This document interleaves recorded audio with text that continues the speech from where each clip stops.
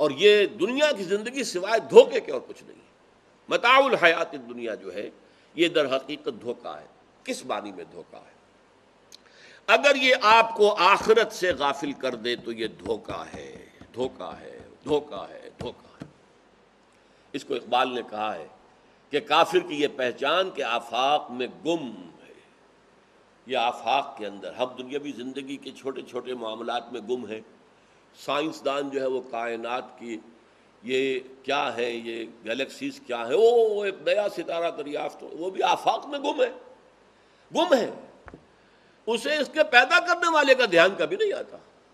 اس کی بڑی سے بڑی نشانیاں دیکھ رہے ہیں لیکن کبھی خیال نہیں آتا کہ اس کی عظمت کیا ہے جس نے یہ سب کچھ پیدا کیا۔ یہ ہے غرور، دھوکہ دینے والی، یہ دھوکے کی ٹٹی ہے۔ اگر آخرت سے اور اللہ سے آپ محجوب ہو گئے، حجاب میں آ گئے، اوٹ میں آ گئے، تو یہ دنیا کی زندگی ہی دھوکہ ہے۔ یہی دجال ہے، دجل کہتے ہیں فریب کو۔ آپ نے پیتل کے اوپر سونے کا پانی چڑھا دیا، یہ دجل ہے۔ آپ لوگ آدمی کو کہہ رہے ہیں یہ سونے کا بنا ہوا لوٹا ہے، خرید لو سونے کے بھاؤ، یہ دجل ہے، فریب ہے۔ دجال ہے جو نبی نہیں ہے وہ دعویٰ کرتا ہے۔ ثلاثون کذابون دجالون، حضور نے فرمایا میری امت میں 30 دجال پیدا ہوں گے جو کہ نبوت کا دعویٰ کریں گے، حالانکہ میرے بعد کوئی نبی نہیں۔ وہ غلام احمد قادیانی ہو، بہاء اللہ ہو، ایرانی کوئی بھی ہو، اس سے پہلے حضور کے زمانے میں 6 پیدا ہو چکے تھے۔ تو بہرحال 1400 برسوں میں وہ 30 کی تعداد شاید پوری ہو چکی ہو، یا ابھی کوئی ایک آدھ اور آنا ہو، اللہ جانے۔ تو یہ دجال ہے۔ تو یہ دجل کیا ہے؟ اصل زندگی آخرت کی تھی، دنیا کی زندگی نے اس پہ پردہ ڈال دیا اور آپ کو اپنے اندر ہی گم کر لیا۔ بس کھاؤ پیو عیش کرو کماؤ، بابر بیش کوش کے عالم دوبارہ نیست۔ زیادہ سے زیادہ to possess more and more, to enjoy more and more, لذتیں حاصل کرو۔ تمہارے پاس دولت ہے، جو چاہو عیش کرو، لذتیں اٹھاؤ اور کوشش کرو، بھاگو دوڑو اور کماؤ، اور تب فخر کرو لوگوں کے اوپر۔